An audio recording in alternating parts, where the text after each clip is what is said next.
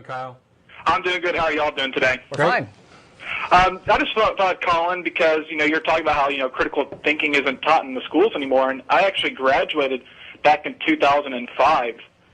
And just really, there was only one teacher that really kind of taught us critical thinking, and that was, my chemistry class. We were given the whole spiel of, we were given this dangerous molecule, dihydrogen monoxide, and how people drown in it, and that it's it's in styrofoam cups, and we should ban those because of it. Yeah. Yeah, absolutely. And she actually put out the results that many people said that we should ban water. And it kind of makes you critically think about these things. Yeah. That reminds me of the time when, occasionally Leno will go out on the street and with really obvious questions and ask people and find out how dumb they are. Something like, I remember one Tonight Show where he said something like, he was asking people, okay, do you have a cranium? and half the people were just sort of like, I'm not sure. Is that like... While scratching it. Is that like in your spleen or something? That's hilarious. The guys on the Man Show, of all offensive television programs ever, which we all love, but they went out and got a bunch of women on the street to sign a petition to against women's suffrage. Yes. Yeah. So just not quite knowing suffrage. Sounds really bad. Yeah, suffrage sounds like a bad thing. I certainly don't like the suffrage. So that kind of people just don't.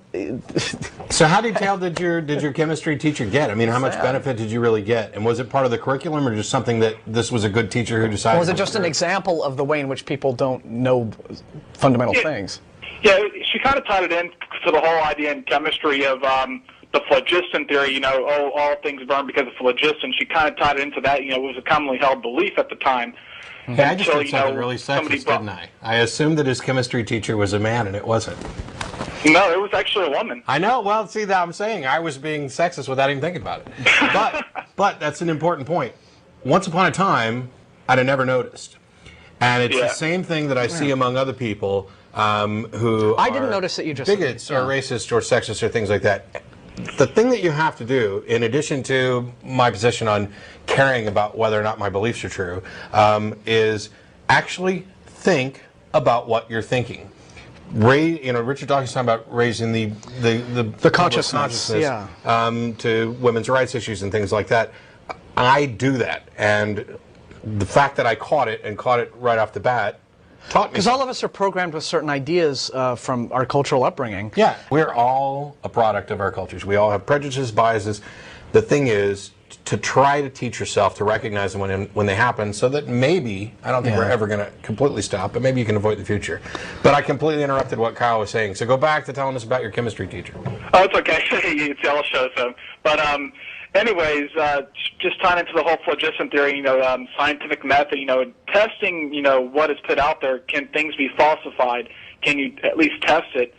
And, that's kind of one of the things that, that's kind of stuck with me and kind of, stopped me from buying into a lot of the fads that are put out in front of people. I'll give you a good example of one that a lot of people have, and this again dovetails back with the TAM report. One of the things that was shown at TAM was the pilot episode of a program called The Skeptologists, which Michael Shermer and Phil Plait and Steve Novella and all these guys have gotten involved. Man. Yes. And they are they're pitching this right now to them, so it's not on, but it's they've shot a pilot, and so they're now pitching the program to and it's just again skeptical investigation of claims, right? And so there was one, I think, haunted house investigation, and the other thing that they checked up on was wheatgrass juice. This is a big health food fad, wheatgrass juice, and the Whole Foods crowd, just goes nuts over this, and the claims are that it's a superfood, that it's just packed full of all these nutrients, and it also contains chlorophyll, which is really, plants use chlorophyll, and it's good for plants, so, we get some of that in us, and, it's good for us. And Steve Novella, who is the doctor, essentially says, okay, well, it's not a superfood. It's actually a very poor food, poor in nutrients. It has almost no beta-carotene. It has almost none, very little. You do much better just going and buying apples and oranges and fruits and vegetables just for your essential vitamin content. But this wheatgrass, it's a very poor food in terms of the nutrients. That's why cows have to eat so much. because they're not, you don't really get that much benefit out of it. And as for the chlorophyll content, well, we're not plants, so the chlorophyll just sort of, it gets in our body and it disperses. But what the claim of the health food store owner was when he was letting them sample all this stuff was that the body, he said, it converts the chlorophyll to hemoglobin, which is, this thing in our body. And it's like, that's the stupidest thing ever. I mean, you could drink an actual cup of blood with hemoglobin in it, and the body would not absorb that and process that as new hemoglobin. But the chlorophyll itself, it just dissipates when it gets into our system. You just pee it right out. So ultimately, it's just, but again, it's a fad. It has a whole bunch of pseudoscientific claims attached to it. And you go to Whole Foods, they'll sell you a shot for $2.50, and that's really what it's all about. So, yeah, these. It tastes fads, like it tastes like grass. Yeah. And I haven't wanted to chew grass since I was a little kid. Yeah. Well, Phil Plait said on the show, he's like, I would rather lick a squirrel's armpit than drink another cup of this stuff. It's that apparently nasty. I've never had it, but I've had friends who are just nuts over it, and I could just look at it and tell, I don't want to drink anything that green. It just seemed weird to me. So you're right, but because people aren't armed with the facts beforehand, then they'll just accept what they hear, if what they hear sort of, I think, satisfies or flatters a preconceived idea that they might have. I don't know how many of your other teachers you remember in detail, but you remember this one teacher who actually took the time to perhaps teach something that you benefit from on a daily basis that wasn't part of the curriculum. Yeah, and but the best part of all is a chemistry class. Why wasn't I learning this in English or most of all physics or any other class? Why did you learn it in kindergarten? Yeah. No way. I mean, I agree there.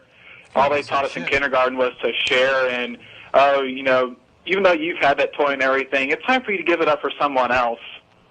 But just one other thing, for anybody who wants to think skeptical about a lot of stuff, I mean, just to see how a lot of these fads are brought into being and everything, I recommend a book by Edward Bernays called Propaganda.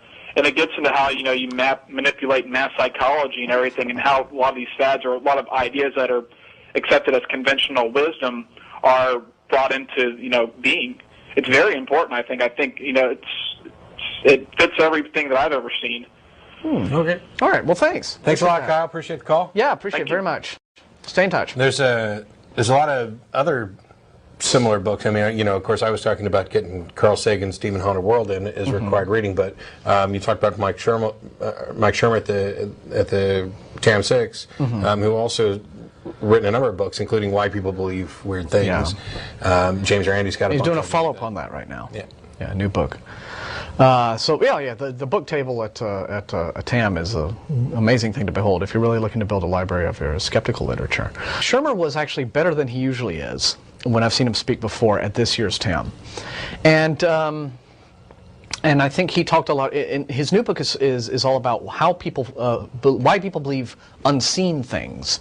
I don't know if that'll actually be the title, but it's this notion of, why we're willing to sort of, again, fill these gaps in our reality with these concepts that I think sort of flatter our notion that there really needs to kind of be some control here. This whole idea that reality doesn't make sense as some sort of self-organizing natural process. It kind of fits in with our natures as pattern-seeking animals to think of, no, well, there's actually some sort of a top-down design working rather than sort of a bottom-up kind of thing going on.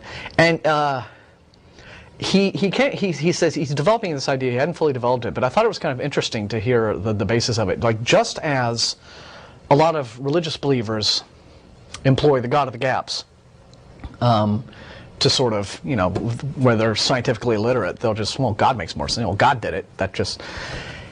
He said that there are certain schools of political thought where he calls it government of the gaps. And it's the same kind of argument of ignorance, or from ignorance, where he says, well, I can't imagine how these certain social problems will fix themselves, so we need the government to come in and fix them for us.